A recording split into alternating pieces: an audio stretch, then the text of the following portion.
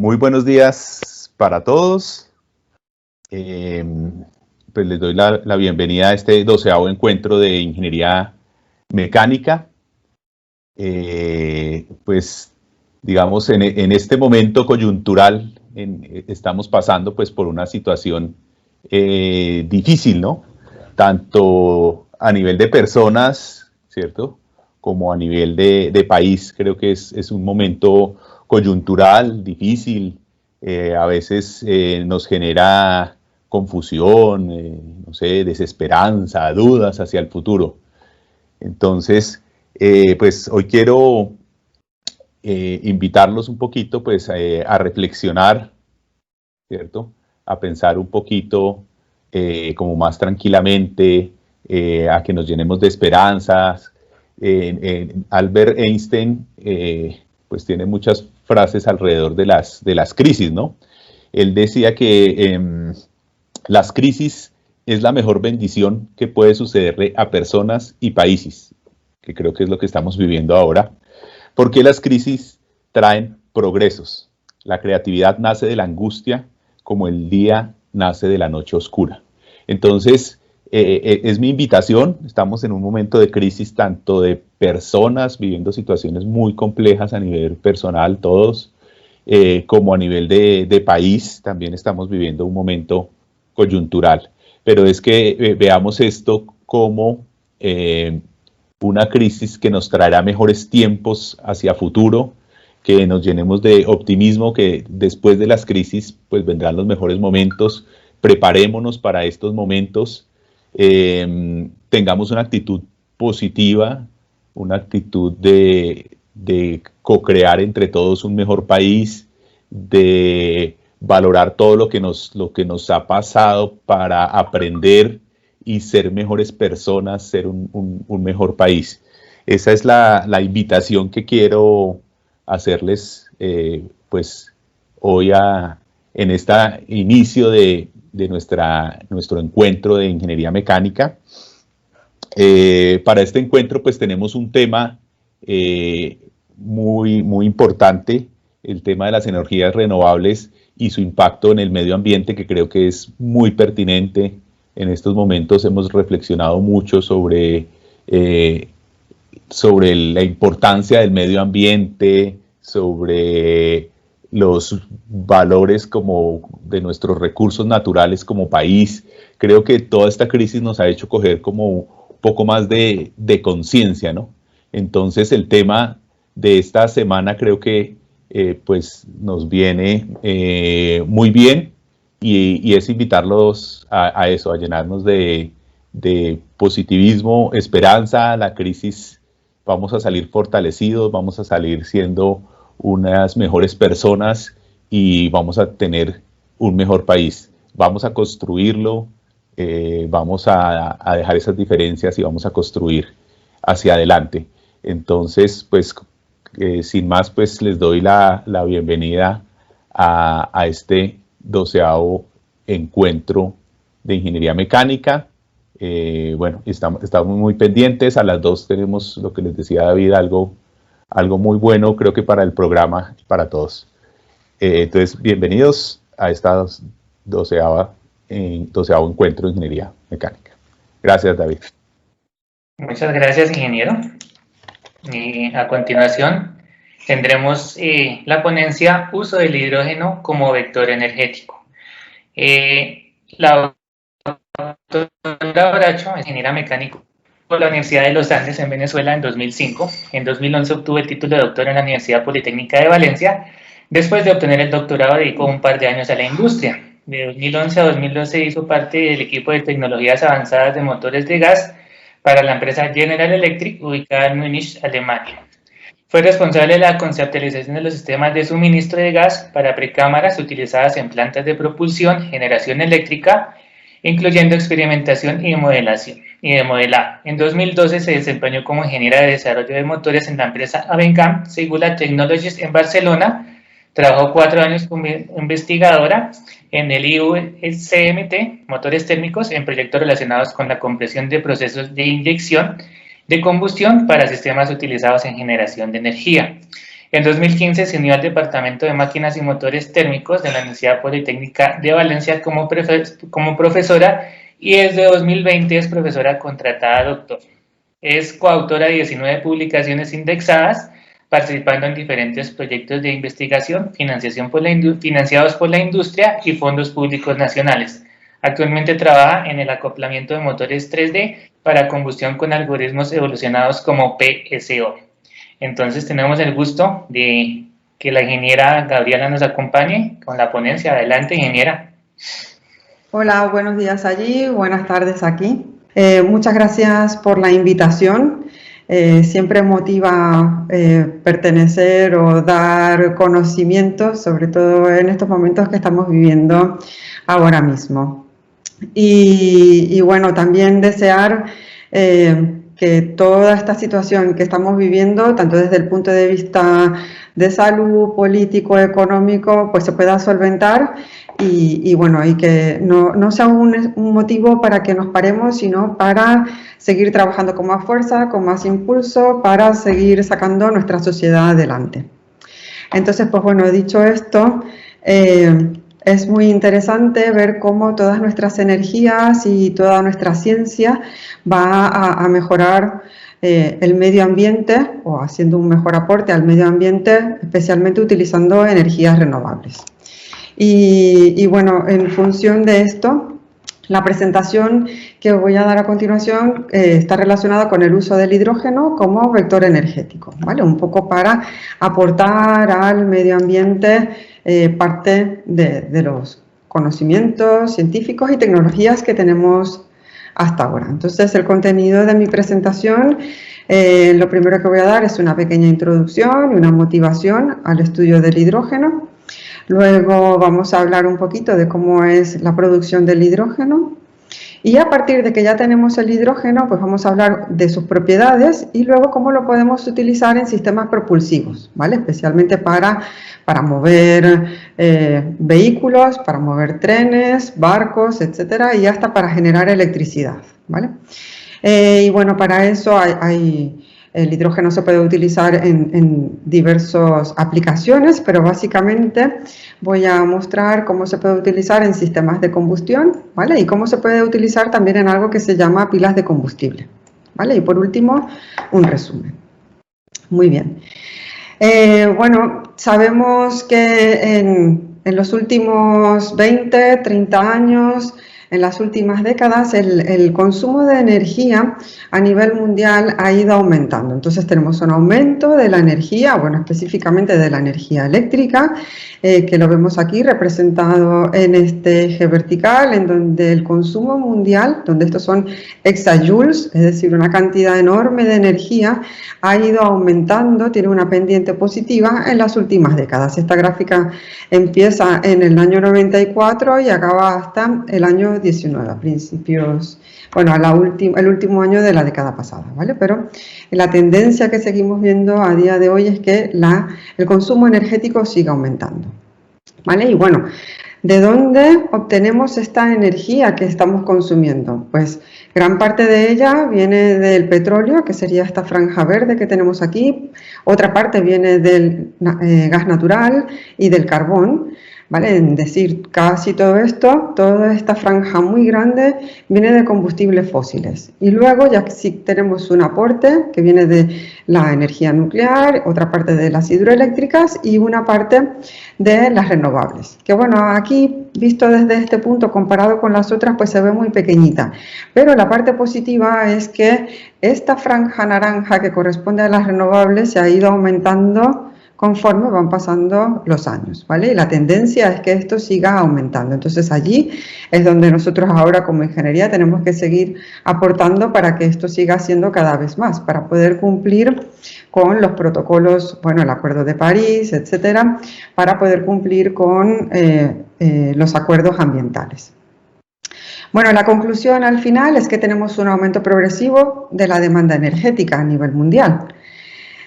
Este aumento de la energía normalmente pues bueno, va asociado en los países a un incremento del Producto Interior Bruto. Entonces, claro, cada país lo que quiere es aumentar su Producto Interior Bruto, sus riquezas, y ese aumento de riqueza pues va asociado a un aumento de energía que mostrábamos en la gráfica anterior. El lado malo es que ese aumento de consumo de energía, ese aumento de riqueza, también llevaba asociado un aumento, como vemos aquí en esta línea roja, de los gases de efecto invernadero, es decir, los que contaminan.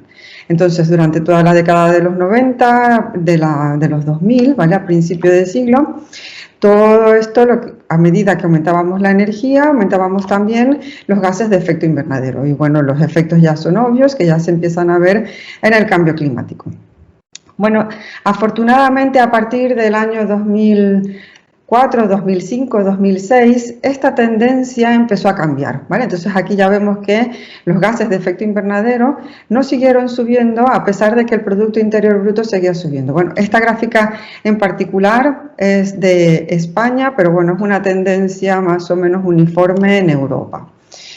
Y si comparamos luego los siguientes años, 2005 hasta el año 2018, aquí tenemos también las emisiones de gases de efecto invernadero, que sería una continuación de este piquito que teníamos aquí, y ya no sigue subiendo, sino que se queda un poco estacionario y buena parte de ella va disminuyendo, ¿ok?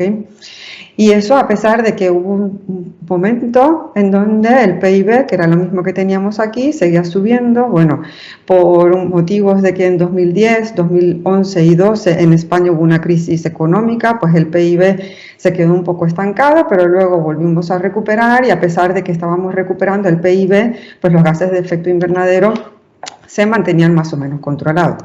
Y esto va de la mano de que empezamos a tener más energías renovables, como se veía en la franja naranja de la gráfica de la transparencia anterior.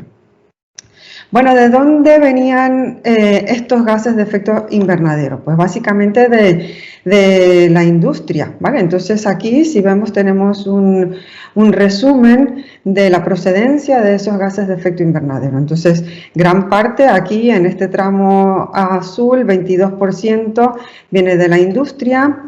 Un porcentaje más pequeñito viene de la agricultura, otro porcentaje no despreciable del transporte, ¿vale? Y allí es donde nosotros pues tenemos más implicación, porque en nuestro departamento básicamente nos dedicamos a sistemas propulsivos para el transporte. Luego vemos que también hay una contribución importante de la generación de electricidad, y luego otras que son más pequeñitas, pues bueno, de residencias, del comercio, etcétera. Entonces, digamos que la mayor parte de estos gases de efecto invernadero pues vienen de generación de electricidad, transporte y de la industria, que es donde nosotros básicamente nos desarrollamos. Entonces, aquí lo que tenemos que hacer es mejorar las tecnologías que me dan energía al transporte y a la industria y a la generación de electricidad para disminuir estos porcentajes de gases de efecto invernadero.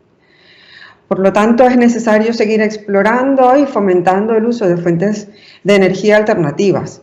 Y así pues aparece la mayor producción de energía eólica, y aquí cada vez se están instalando cada vez más parques eólicos, parques fotovoltaicos, etcétera. ¿De acuerdo? Bueno, pues nosotros esto se está implementando cada vez más, se está fomentando que la gente pueda instalar este tipo de producción de energía a nivel doméstico, a nivel medio y a gran escala, ¿vale? Bueno, estas soluciones son muy buenas, lo único es que llevan muchas fluctuaciones. ¿Por qué? Porque dependen en el caso de la eólica, dependen del viento. Si hay mucho viento, pues tengo buena producción, pero si tengo poco viento, pues esta producción de energía se ralentiza. Y lo mismo pasa con la fotovoltaica. De día está muy bien, pero luego en la noche ya no tenemos luz solar, y por lo tanto la producción de energía eléctrica pues cesa, ¿de acuerdo? Y también si tenemos días que son nublados, etcétera. Entonces, por lo tanto, este tipo de energía pues tiene muchas fluctuaciones. Pero ¿qué pasa? Aquí tenemos una gráfica de lo que sería la demanda energética la demanda eléctrica de la población en España, pero bueno, esto se suele cumplir para la mayoría de países, con respecto al día. Entonces aquí tenemos las 6 de la mañana, esto serían las 12 del mediodía, esto sería las 8 de la noche y luego aquí la madrugada, y luego por aquí también la madrugada y luego otra vez el día. Entonces vemos que durante las horas de la noche, entre las 12 de la madrugada y las 6 de la mañana, el consumo energético es muy pequeño. Pero luego cuando es de día, este consumo energético de electricidad básicamente aumenta, ¿vale? Luego hay un periodo aquí un poco más bajo, bueno, porque aquí se acostumbra a hacer la siesta, entonces baja el consumo energético y luego por la noche cuando se vuelve la gente a casa, etcétera, pues vuelve a aumentar el consumo de energía, ¿vale? Y luego vuelve a bajar. Entonces, algunas veces esta fluctuación de consumo no está muy bien alineada con lo que me puede producir estos sistemas de fuentes renovables, además de que estos fluctúan también por cómo por cómo obtienen la energía, ¿de acuerdo? Entonces, lo que se intenta a día de hoy, o el objetivo es que cuando yo tengo un exceso de producción de estos sistemas, lo pueda almacenar en algún sitio. Y luego de que eso lo tengo almacenado, lo pueda utilizar durante el día en los puntos picos, ¿vale? O si tengo un punto valle, por ejemplo aquí donde tengo poco consumo energético, pero ese día hay mucho viento y puedo producir mucha electricidad, pues entonces almacenar esa electricidad durante estas horas y luego utilizarlo durante el día. Lo que pasa es que la electricidad en sí misma es muy difícil de almacenar. Ahora no voy a decir imposible, pero es muy costoso y es muy difícil de almacenar. Entonces, normalmente la energía eléctrica lo que se hace es transformarla en otro tipo de energía para poder almacenarla.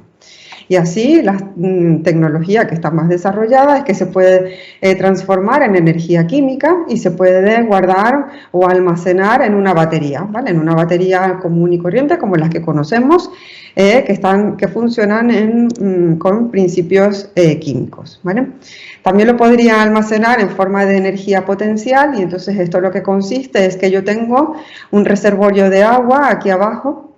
Y lo que hago es que cuando tengo exceso de electricidad, porque estoy produciendo mucho con estos sistemas, ese exceso de electricidad alimento una bomba y muevo agua desde el punto más bajo hasta el punto más alto. Entonces esta agua está ganando energía potencial, ¿vale? Y la pongo en un embalse que está más alto. En el momento en que yo tenga una demanda grande de electricidad, lo que voy a hacer es que voy a liberar agua que tengo aquí represada o embalsada y voy a mover una turbina y con esa turbina pues voy a producir la electricidad. Aquí en la Comunidad Valenciana tenemos un embalse muy grande en donde se utiliza esta tecnología que está aquí a 30 minutos de Valencia y es la más grande de España y se puede lograr almacenar bastante energía porque hay bastante volumen de agua y además una cota o una diferencia de alturas importante. Bueno, la siguiente forma de almacenarlo sería pasar esa energía eléctrica a energía cinética y esto sería en un volante de inercia que tiene más o menos esta forma y lo que hago es que cuando tengo ese exceso de energía lo pongo en este volante y él empieza a moverse y conforme ya necesito la energía lo que hago es acoplar este volante de inercia a mi sistema de generación y lo convierto de nuevo otra vez en energía eléctrica. ¿Vale? Entonces aquí pues digamos que tenemos soluciones. Lo que pasa es que no todo es perfecto y aquí parte de la energía química pues se suele descargar rápido, la energía cinética también aquí, este almacenamiento de energía dura muy pocos minutos, la energía potencial pues sí que aguanta más tiempo, pero suele ser costosa. Entonces lo que se intenta ahora es buscar algo o otro componente que pueda funcionar como vector energético, es decir, donde yo pueda guardar esa electricidad que me sobra, almacenarla allí y luego volver a utilizarla. Y bueno, y así aparece el hidrógeno, y el hidrógeno pues se puede utilizar en sistemas de combustión o en pilas de combustible. También tiene otros usos, pero básicamente estos son los que vamos a ver en la presentación de hoy. Entonces, el hidrógeno como tal que lo quiero utilizar como un vector energético, en sí mismo no es una fuente de energía primaria. Es decir, no es como el carbón, que lo tengo y lo puedo usar directamente. El hidrógeno es verdad que existe en la naturaleza, pero no existe solo. Siempre está acoplado a otra molécula o a otro átomo, ¿vale? Entonces, para poder tenerlo solo, el hidrógeno, necesito producirlo. Y para producirlo, a día de hoy, necesitamos consumir energía en el proceso. Entonces, digamos que ahora mismo lo que queremos es utilizar la energía que producimos con esas fuentes renovables, producir hidrógeno solo y almacenarlo para después tenerlo como un vector energético, ¿vale? Entonces este sería como una energía intermedia entre alguna fuente primaria que ya tenga y el usuario final, ¿vale? Y la ventaja que tengo es que el hidrógeno sí que lo puedo almacenar, ¿vale? Así como almacenamos cualquier otro tipo de sustancia, pues el hidrógeno lo puedo meter en un contenedor, almacenarlo y transportarlo. Entonces luego se puede utilizar como combustible en vehículos y su principal ventaja es que decimos que es un combustible limpio porque su oxidación in situ produce agua. Cuando yo combino el hidrógeno con oxígeno, me va a producir agua y entonces ya me quito todos esos problemas que tienen los combustibles fósiles de que cuando hago una combustión pues se me genera carbón, partículas, etcétera. Muy bien. Pero bueno, hasta aquí todo es muy bonito y nos preguntaremos, ¿y por qué si esto es tan bonito, por qué no lo hemos usado hasta ahora? Pues bueno, porque su producción es costosa. A día de hoy producir hidrógeno solo es costoso, es decir, no es barato y no es tan eficiente, ¿vale? Y también hay un reto muy importante que es almacenarlo y distribuirlo. Porque bueno, como veremos luego, o como ya sabemos, el hidrógeno es una molécula que es muy pequeñita, suele escaparse, necesitamos sellos que son especiales, empacaduras que son especiales, etc. Entonces, una vez que ya vemos que ya el hidrógeno pues sí que tiene sentido, vamos a ver cómo lo podemos producir, ¿vale? Porque no está solo, o no se encuentra solo en la naturaleza. Entonces, hay varias técnicas, voy a presentar tres de las más típicas o de las más frecuentes y la primera de ellas es el reformado catalítico, que en esto lo que se hace es reaccionar vapor de agua, ¿vale? Que tenemos aquí con metano y a partir de esta reacción lo que obtenemos es CO y el hidrógeno solo, ¿de acuerdo? Otra parte o otro proceso, otra técnica que tenemos para producirlo es la gasificación de combustible. Entonces aquí digamos que lo que hacemos es una oxidación parcial de un combustible y a partir de esa oxidación parcial también volvemos a obtener CO y el hidrógeno. Vale, entonces aquí es curioso porque yo estoy obteniendo el hidrógeno, que lo estoy llamando como que si fuera mi vector energético y algo muy verde, pero a partir de algo que ya existe que son combustibles fósiles, por ejemplo en este caso del metano o por ejemplo aquí del carbón. Interesante, esto es interesante desde el punto de vista verde o medioambiental cuando este combustible es renovable, por ejemplo cuando estoy utilizando biomasa, entonces allí sí que llega a ser muy interesante porque lo estoy metiendo aquí, lo combino con el oxígeno y a partir de eso obtengo el hidrógeno, bueno y luego otros subproductos como por ejemplo el CO. Bueno, esto es costoso porque ya se ve que necesito primero mi materia prima, que sería mi combustible, y además pues tengo que tener energía para poder producir esta reacción. Pero bueno, esto tiene sentido y se hace a día de hoy en plantas de refinación de hidrocarburos, donde pues tengo que fabricar mi combustible y como subproducto pues voy obteniendo el hidrógeno. Luego hay otra técnica que ya es diferente a estas, que se llama electrólisis.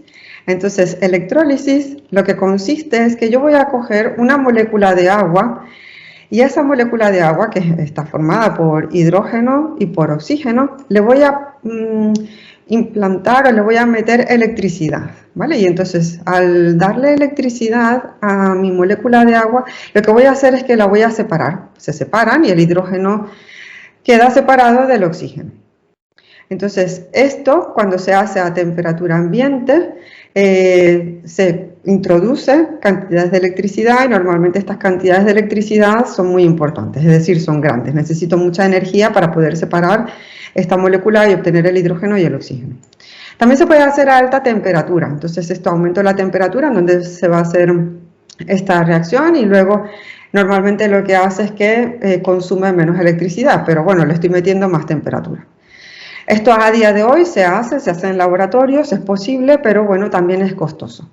Y entonces aquí cualquiera se preguntará, bueno, yo quiero el hidrógeno para almacenarlo y luego tener electricidad, pero resulta que para obtener el hidrógeno estoy metiendo electricidad. Entonces, pues bueno, es como un círculo. Pero una vez que ya nosotros seamos capaces de hacer este círculo o este ciclo de una manera eficiente, con pocas emisiones, va a ser muy prometedor, sobre todo desde el punto de vista medioambiental. Un poco por tener órdenes de magnitud, normalmente, o a día de hoy, esto se hace un 90%, la obtención de hidrógeno se hace con estas tecnologías y el resto con electrólisis y otro tipo de técnicas. Muy bien, bueno, ya que sabemos que podemos producir el hidrógeno y tenerlo él solo, vamos a ver qué propiedades tiene y cómo lo puedo utilizar en sistemas propulsivos. Entonces, lo primero que vamos a ver es si de verdad tiene sentido, ¿vale? Si tiene sentido que yo use el hidrógeno y no use otro de los métodos que había planteado antes, como por ejemplo el almacenar energía por bombeo, que sería este verde, o almacenarlo en baterías o en volantes de inercia.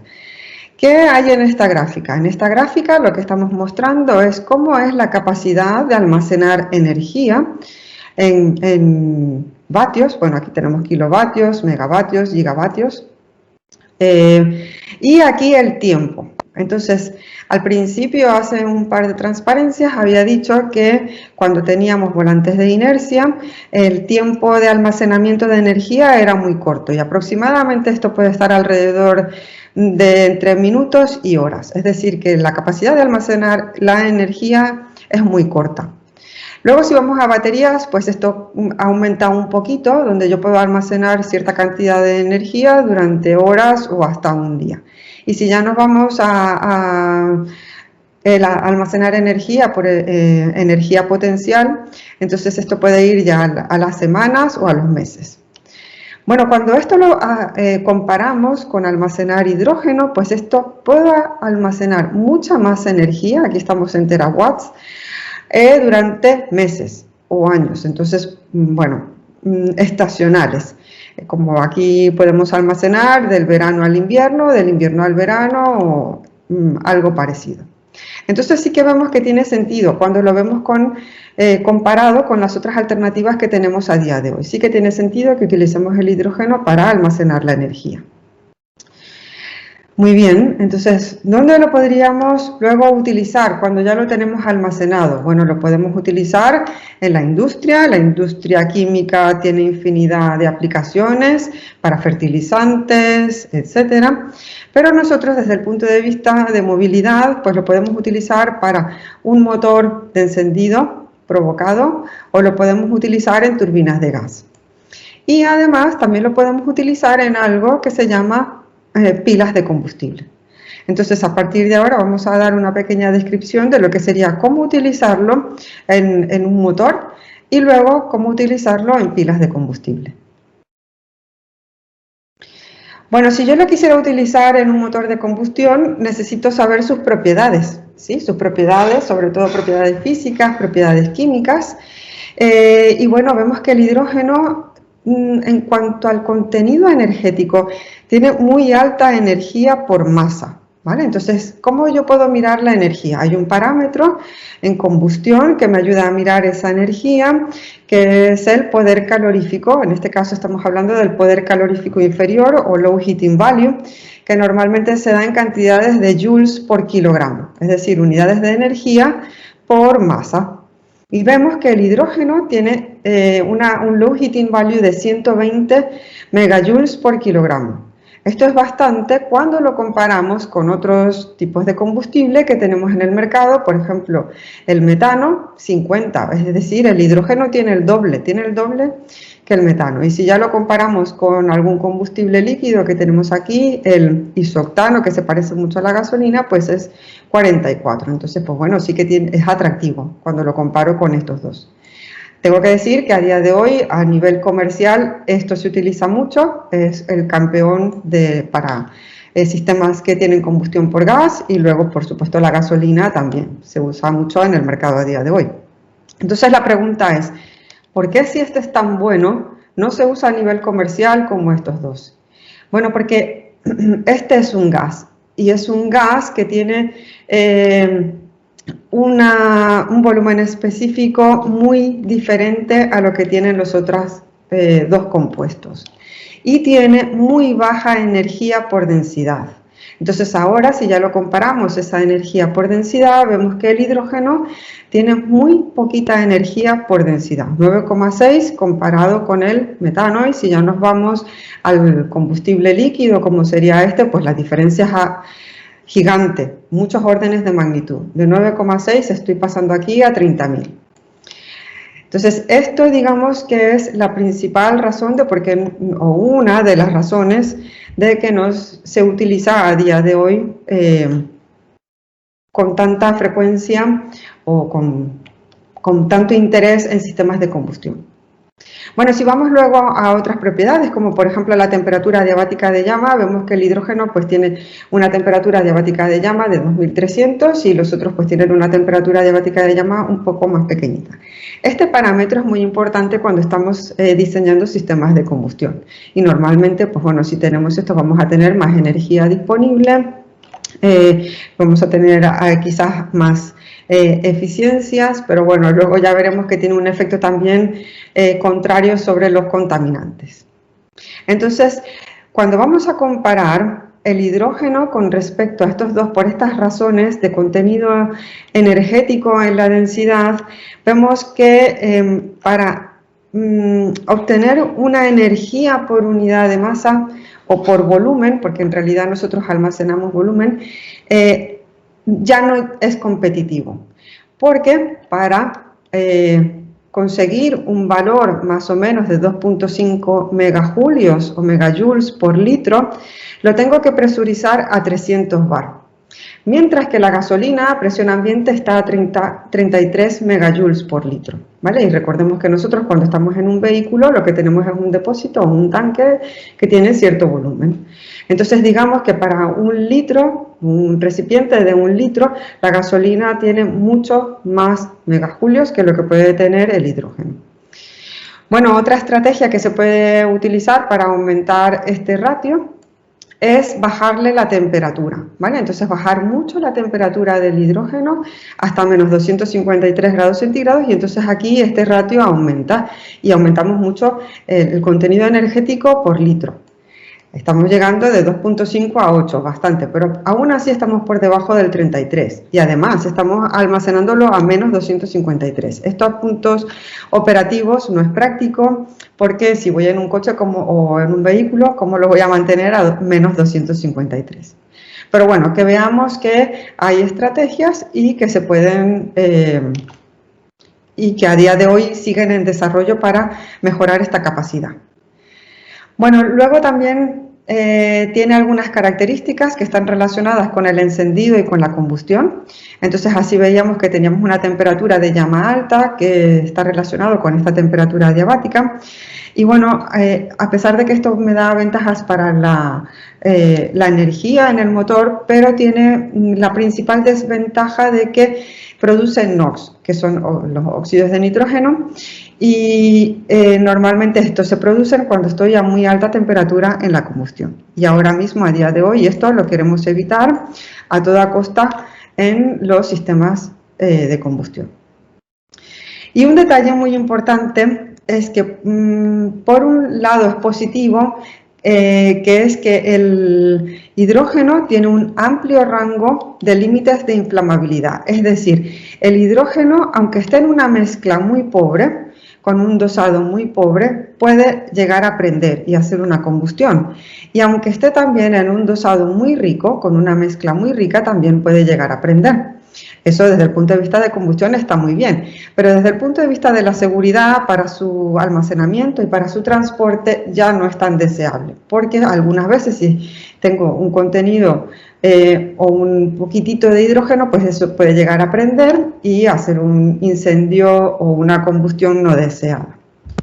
¿Vale? Entonces, digamos que este aspecto de seguridad y este aspecto de temperaturas de llama alta, pues también hacen como una contraparte. De todas formas, lo bueno que tenemos sería este poder calorífico alto. Muy bien, luego vamos a ver ahora cómo se puede implementar en sistemas de combustión. Entonces, digamos que tenemos aquí un triángulo de las cosas que yo quiero. Quiero tener una alta eficiencia, ¿vale? En un sistema de combustión cualquiera. Y eso me ayuda el hidrógeno, porque hemos dicho, tiene velocidades de llama alta y, bueno, aunque esto no lo hemos comentado, pero sí que tiene retrasos de ignición altos y eso me ayuda a la eficiencia. Además, como tiene esas velocidades de llama alta, pues me da una alta estabilidad en la combustión, ¿sí? Y como además el hidrógeno pues va solito, va hidrógeno solo, no tiene carbono, entonces no voy a producir ninguna de estas emisiones, ni CO2, ni SUT, ni CO, bueno, o en este caso hollín, etc. Entonces ya por esto es un puntazo porque me estoy evitando todas estas emisiones. Pero voy a tener formación de NOx, por lo que habíamos dicho que está relacionado con esas temperaturas de llama alta, y voy a tener problemas de seguridad porque voy a tener detonaciones o autocombustión, etc. Bueno, y a día de hoy, claro, como es una tecnología nueva, de momento su combustión en los regímenes de giro que vamos a tener en un motor de combustión, tenemos una información muy limitada, ¿vale? A día de hoy. El comportamiento de su combustión a día de hoy está muy limitada y la información de modelos computacionales también está muy limitada. La combustión de hidrógeno en otros regímenes está muy estudiado, ¿vale? Cuando tenemos velocidades laminares de llama o las velocidades muy pequeñas o en otros ratios. Pero cuando ya estamos hablando de los regímenes de giros de un motor, pues esta información a día de hoy es muy escasa. Bueno, y entonces ahora es donde tenemos, digamos, oportunidades, porque aquí es donde podemos meter mucha investigación, mucho research para mejorar la comprensión y mejorar la tecnología que tenemos a mano. Entonces, visto esto, ¿cómo lo vamos a utilizar? Entonces podemos utilizarlo, sabemos que tenemos sistemas de combustión para transporte en muchos sitios y uno de ellos, por ejemplo, sería la turbina de gas. Entonces si yo quisiera utilizar el hidrógeno en una turbina de gas, que bueno, ya una turbina de gas ya sabemos cómo funciona, lo que sí sé es que voy a necesitar caudales de combustible mucho más altos, ¿vale? Para obtener la misma potencia de la turbina. ¿Y eso por qué? Pues bueno, porque ya lo habíamos visto, el contenido energético en volumen es más bajo, entonces tengo que meter más volumen para poder conseguir la misma potencia. Y bueno, ya por supuesto estoy cambiando el combustible, entonces yo tendría que adaptar mis componentes del sistema. Y estos, llámese sistema de gestión de gases, sistemas de inyección, sistemas de válvulas, etcétera, ¿vale? Bueno, y luego si hablamos ya de motores de combustión interna alternativos, en este caso, digamos que es posible y me ayudan a aumentar la eficiencia térmica, pero al tener una menor densidad, la mezcla, voy a tener problemas o efectos de desplazamiento de aire, porque bueno, tenemos esa menor densidad, ¿vale? La densidad de la mezcla es más baja y esto hace que sea difícil de operar, sobre todo cuando estamos en alta carga. Entonces, ¿qué se está haciendo a día de hoy? En la industria, bueno, y en los centros de investigación, centros de tecnología, etcétera, para ir implementando el hidrógeno en estos sistemas. Entonces, en los motores de combustión, específicamente de los combustión de interna alternativos, Ya se han planteado proyectos y hay plantas pilotos en donde se está utilizando el hidrógeno en hardware o en motores que existen, que funcionaban con otro tipo de combustible. Entonces, bueno, el hidrógeno como tal, cuando lo vamos a obtener, está en fase gaseosa, y si lo quisiéramos adaptar a un motor que ya existe, pues lo más directo que podemos pensar es que lo podemos utilizar en un motor de gas natural, ¿vale? Y entonces así tenemos este ejemplo que está aquí, que es de un motor muy grande de gas natural que se utiliza para generar electricidad. En este caso no es para propulsión de vehículos pequeños, sino para generar electricidad. Bueno, este tipo de sistemas también se pueden instalar en trenes, también en barcos grandes para hacer propulsión. Pero específicamente este tiene acoplado un generador eléctrico y en sus inicios, inicialmente ha sido diseñado para operar con gas natural. Entonces, en esta empresa como tal lo que están haciendo a día de hoy es empezar a mezclar este gas natural con contenido de hidrógeno, ¿vale? Y ver cómo va funcionando. Y ya el año pasado, a mitad de año, en el 2020, ya han sacado una planta piloto en donde están utilizando solamente hidrógeno, ¿vale? Entonces han pasado de mezclas de hidrógeno y de gas natural en distintas proporciones y ya han pasado directamente al hidrógeno. Entonces, pues bueno, dependiendo de la composición de la mezcla que puedan tener de hidrógeno y de gas natural, han tenido que hacer algunos ajustes, como he dicho, especialmente de sistemas de alimentación de gas, caudalímetros, válvulas, toberas de inyección, algunas partes pequeñitas de la cámara de combustión, entre otros. Entonces, por lo tanto, ellos lo que ofrecen ahora es que diseñan kits de actualización, ¿vale? Para poder utilizar estas mezclas de hidrógeno y de gas natural en algunas de las motores que ya están montados solamente para gas natural que existen en la industria. Y alguien se preguntará, bueno, pero ¿por qué quiero un kit de actualización para un motor que ya existe? Es verdad que ya existen diseños de estos que están adaptados para hidrógeno y gas natural, pero tenemos que pensar que estas máquinas o estos motores se han diseñado para trabajar durante 20 o 25 años para poder recuperar la inversión, sobre todo desde el punto de vista económico, y por lo tanto lo que se ofrece es que esas máquinas que tienen entre 10 12 años se puedan seguir utilizando durante 10 o 12 años más, simplemente añadiéndole estos kits de actualización. ¿Ok? Para poder operar con estas mezclas de hidrógeno y de gas natural. Bueno, las plantas pilotos, aunque aquí no muestro resultados, pero sí que se puede ver en cualquiera de las páginas o de la información comercial de alguna de estas fabricantes de plantas de generación de electricidad, es que van funcionando bien. Y ahora mismo la tecnología es confiable, funcionan, pero aún sigue siendo costosa en comparación con los sistemas que solamente utilizan combustibles fósiles. Entonces, pues bueno, ahora mismo los esfuerzos pues tienen que ir en mejorar esa competitividad económica con respecto a los combustibles fósiles. Bueno, tradicionalmente estos motores, ¿cómo operan? Cuando solamente van con gas natural o con una fracción muy pequeñita de hidrógeno, es decir, gas natural y de hidrógeno, ellos lo que tienen es una cámara de combustión que se ve aquí. Aquí tendríamos la admisión, la cámara de combustión y aquí el escape. Entonces, la cámara de combustión es muy grande porque estos motores suelen ser muy grandes para muchos megavatios.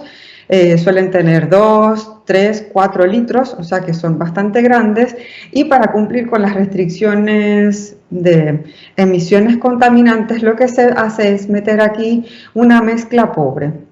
Entonces, para poder tener una mezcla pobre aquí y mover ese pistón y generar tanta energía, lo que se hace es que se reemplaza parte de lo que sería la bujía y se pone una precámara, ¿vale? Y entonces en esta precámara es donde se inyecta una mezcla rica de ese gas natural o de gas natural mezclado con hidrógeno. Y aquí es donde está la bujía que entra en contacto con esa mezcla rica y se genera una llama, y esa llama es la que sale por unos eyectores que tenemos aquí y se encuentra con la mezcla pobre de la cámara de combustión y hace que el pistón baje y produzca energía mecánica que luego transformaremos en energía eléctrica en el generador. Bueno, digamos que esta es la arquitectura tradicional. Cuando vamos a pasar a solo hidrógeno, ya esta arquitectura de momento no es posible utilizar porque por esas altas velocidades, altas temperaturas, problemas de seguridad, de sellos, de empacaduras, etcétera, se ha tenido que prescindir de esta zona y lo que se hace es poner la bujía. Y ahora, en lugar de tener un pistón plano, lo que se está haciendo es hacer una cavidad en el pistón, algo parecido a lo que sería en un motor encendido por compresión. Y entonces aquí es donde se realiza la combustión. Y una vez que ya tenemos la combustión con una cierta turbulencia, etcétera, que también se está analizando y que está en proceso de desarrollo, ya luego sí que tenemos la energía para mover el motor. Entonces, digamos que la arquitectura a día de hoy para motores de gas, de heavy duty, utilizando un poco el concepto que ya existía, lo que se está haciendo es cambiar un poco esta tecnología o esta unión entre pistón y culata, ¿vale? Para poder operar en hidrógeno. Bueno, esto hablando de heavy duty, pero si nos vamos ya a motores que van más a light duty o a vehículos más pequeños, entonces también hay propuestas. A día de hoy hay varios estudios, bueno, muchos estudios que están mezclando hidrógeno con gas natural, ¿vale? Y lo que sí que se ve, esto es un ejemplo de un banco de ensayos en una universidad en Valladolid, donde están haciendo estas pruebas. Y lo que se ve es que como el hidrógeno o la mezcla de hidrógeno con gas natural tiene una mayor velocidad de combustión, tiene una mejor estabilidad. ¿Y cómo se mide normalmente la estabilidad? Pues tienen una dispersión relativa pequeña. Bien. Bueno, entonces ahora, para continuar, lo que vamos a pasar es a las pilas de combustible, ¿vale? Cómo podemos utilizar ahora el hidrógeno en otro sistema bastante diferente de lo que sería el sistema de combustión, que se llama pilas de combustible. No sé cómo están familiarizados ustedes con las pilas de combustible, pero bueno, ya digo que es una tecnología diferente a lo que teníamos aquí. Si nos vamos a ver cómo, vamos a enfocarnos de momento en un sistema convencional para generar electricidad, y yo me imagino que esto, si todos son ingenieros mecánicos, están más o menos familiarizados en un sistema convencional para obtener energía eléctrica a partir de una energía química de un combustible. Lo que hacemos es pues ir a un ciclo de Rankine o a un ciclo de Brayton, ¿vale? Pero bueno, lo que vamos a tener es que vamos a tener que transformar esa energía química en una energía térmica. Y este proceso de energía química a energía térmica se hace con una combustión. Luego esa energía térmica la metemos en un sistema, que normalmente es la turbina. A partir de ese sistema obtenemos energía mecánica y luego esa energía mecánica a través de un generador eléctrico obtenemos la energía eléctrica. Entonces digamos que desde la energía química disponible en mi primer elemento, que sería el combustible, tengo muchos subelementos. Paso de energía química a energía térmica, de energía térmica a energía mecánica y de energía mecánica a energía eléctrica. Y por supuesto, cada uno de estos pasos o transformaciones energéticas conllevan un rendimiento. Entonces, al final, mi rendimiento global de transformación desde mi combustible hasta la energía eléctrica es de alrededor del 35%. ¿Vale? Bueno, y normalmente estas transformaciones energéticas, pues ya sabemos que están limitados en una máquina térmica por lo que es el rendimiento de Carnot, ¿vale? Y ese rendimiento de Carnot, pues también está delimitado por las temperaturas de foco, etcétera, y no podemos ir o aumentarlo todo lo que quisiéramos. Bueno, ¿qué va a pasar en una pila de combustible? Ya esto ya nos vamos a olvidar, ¿vale? Que esto sería lo que tendríamos en un sistema convencional, y en una pila de combustible lo que vamos a hacer es algo muy curioso, y es que vamos a pasar de la energía química que pueda tener mi combustible directamente a la energía eléctrica, ¿vale? Voy a pasar de aquí a aquí en un solo paso. Y eso, por supuesto, si me estoy quitando todos estos elementos, va a hacer que tenga un mayor rendimiento, ¿vale? Entonces, ¿cómo funciona o cómo se produce esta transformación de energía química a energía eléctrica? Pues bueno, normalmente se hace por una reacción sin combustión entre oxígeno e hidrógeno, ¿vale? No sé si se acuerdan que hace unos minutos hablé de algo que era la electrólisis. Entonces, en la electrólisis lo que hacíamos era separar el agua porque yo le metía electricidad. Aquí lo que vamos a hacer es algo al revés, o lo inverso. Yo lo que voy a hacer es que voy a unir oxígeno e hidrógeno, y a partir de allí voy a obtener energía eléctrica.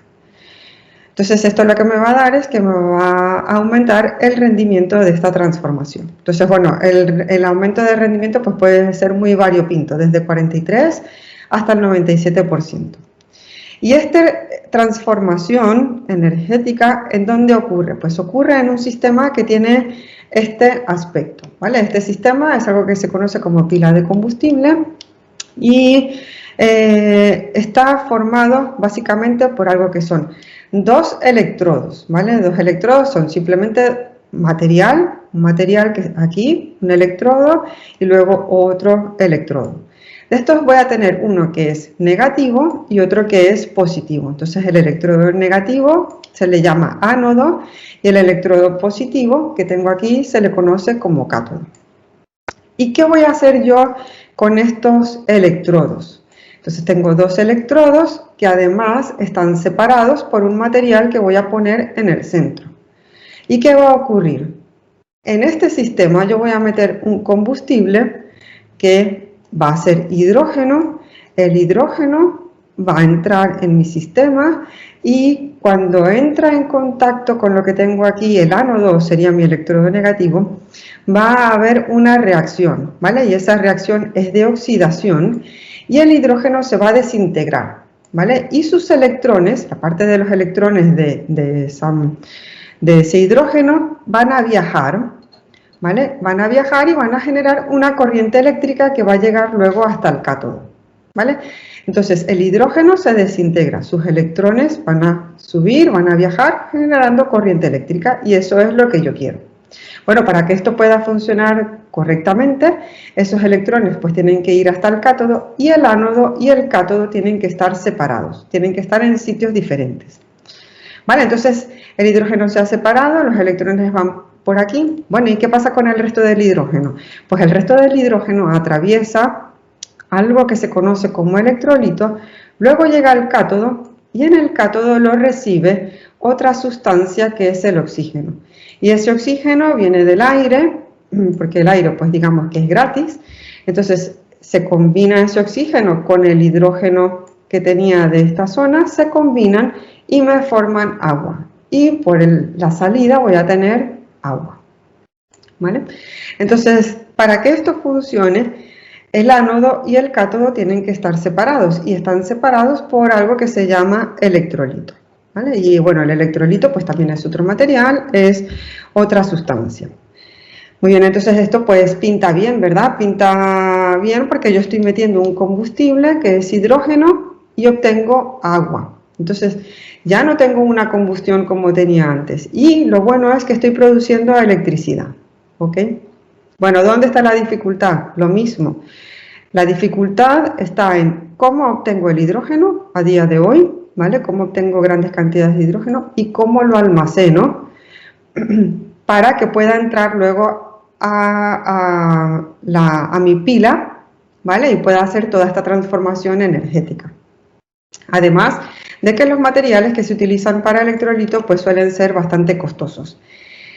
Una diferencia entre una pila de combustible y una batería tradicional es que una pila de combustible siempre está consumiendo combustible. Es decir, para poder generar electrones que vengan por aquí, siempre tiene que estar entrando hidrógeno. En el momento en que aquí deje de entrar hidrógeno, pues ya no tengo esta transformación, energética, ¿vale? Entonces, siempre tengo que estar consumiendo el combustible. Y luego tengo que tener una gestión para el agua que va saliendo por el sistema. Bueno, en el mercado esto ya se lleva estudiando bastantes años, bastantes décadas, y bueno, en el mercado ya existen distintos tipos de pilas de combustible y aquí solamente un aspecto de una de las más frecuentes, que es la que he explicado en el diagrama de la transparencia anterior. Y bueno, ¿cuál es su diferencia? La diferencia es básicamente el material que tenemos en el electrolito. Entonces, según el material que tengamos allí en el electrolito, que es el que me separa el ánodo y el cátodo, pues bueno, puedo tener membrana de polímero de sólido, puedo tener una solución alcalina, puedo tener ácido fosfórico, puedo tener carbonatos y puedo tener óxidos sólidos, ¿vale? Y entonces, bueno, ya nos podemos imaginar que todos estos materiales pues son costosos, son difíciles de conseguir, etcétera.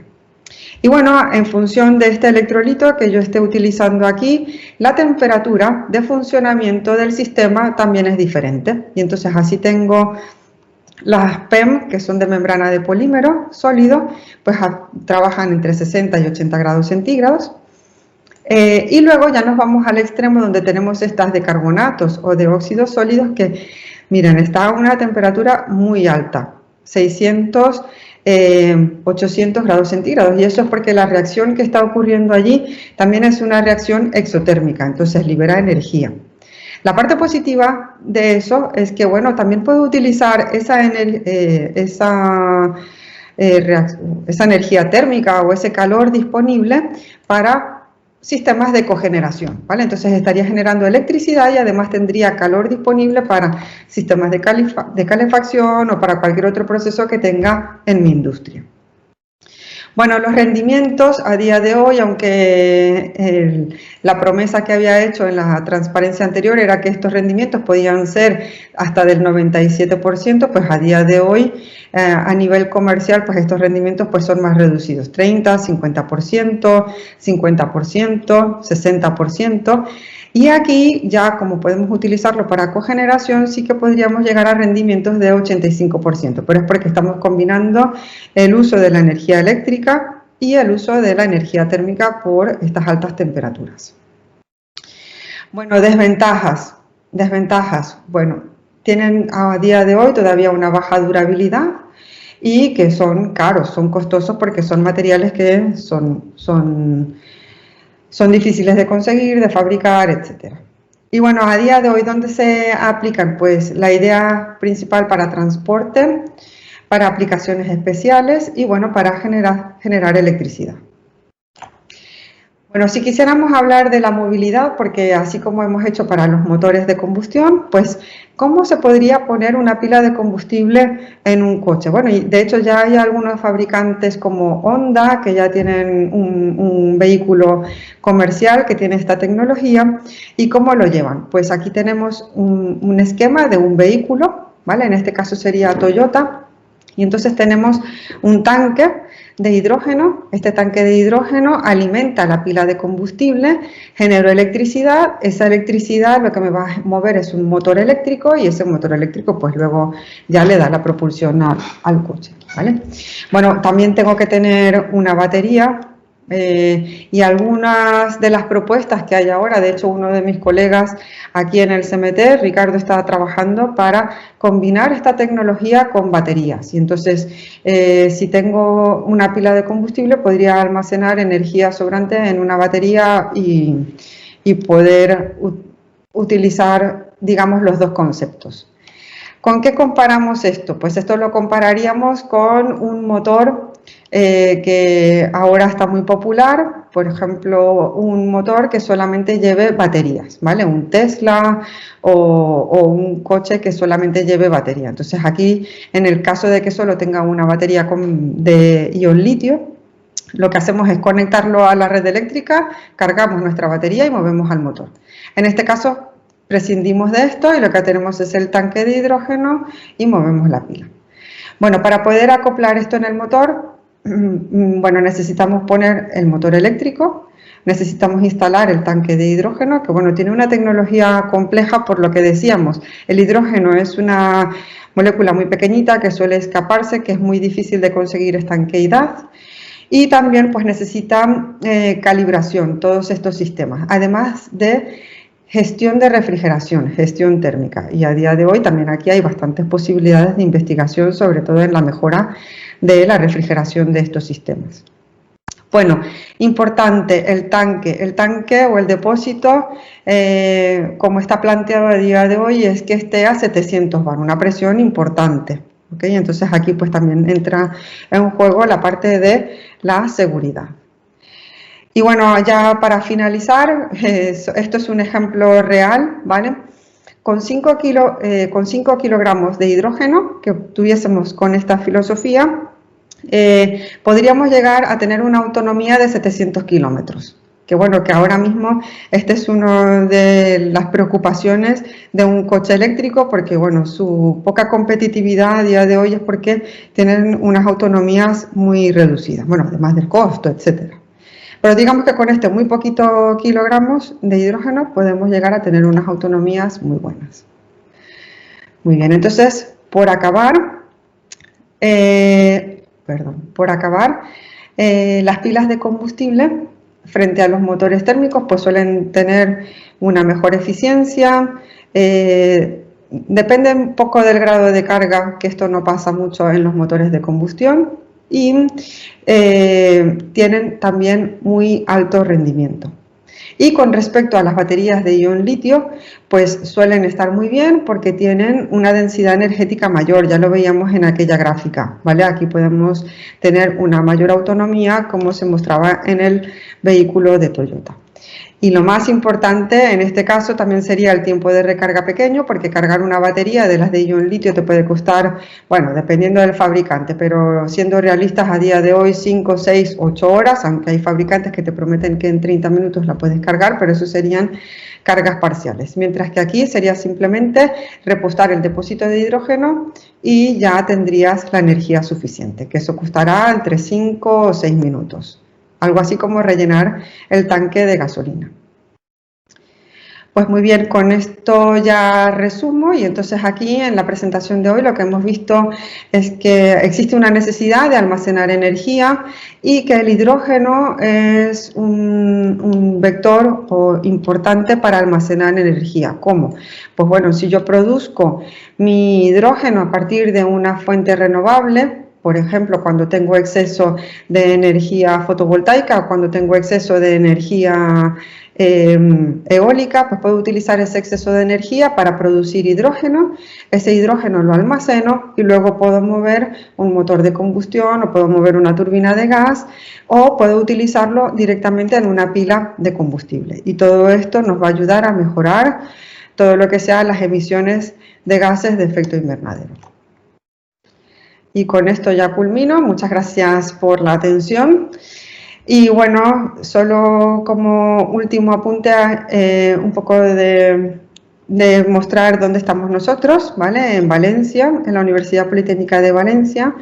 Y a día de hoy tenemos abiertas las inscripciones para todos aquellos que quieran hacer estudios de doctorado. Aquí en Valencia, todo el mes de mayo, vamos a tener las inscripciones abiertas, así que me pueden escribir a mí o al profesor Alberto Broach para mandar sus currículum en el caso de que quieran venir aquí y hacer el doctorado. Muchas gracias.